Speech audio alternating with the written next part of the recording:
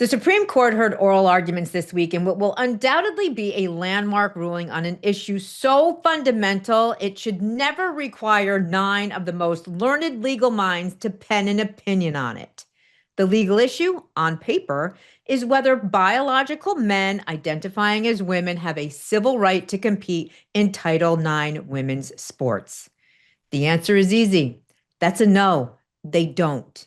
Title IX was born in large part to protect against sex-based discrimination in federally funded educational institutions. Why? Because up to that point, it was women who were typically on the receiving end of discriminatory practices. Why then are we here?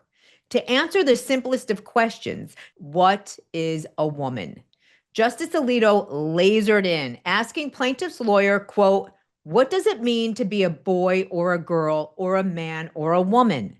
The response, quote, we do not have a definition. Actually, we do.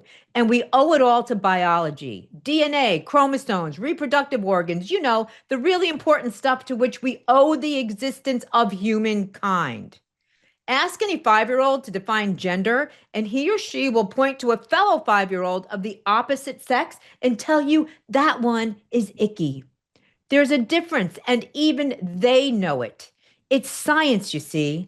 A woman is an adult human female, full stop.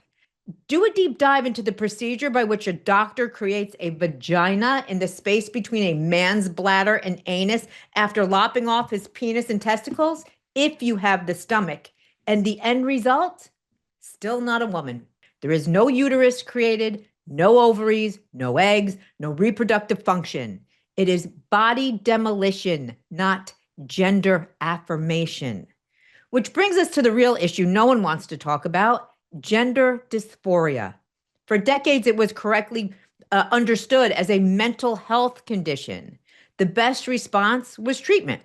Today, we flip that on its head. We no longer treat the distress. We restructure reality around it. We don't help the patient adapt to the world. We demand the world adapt to the diagnosis.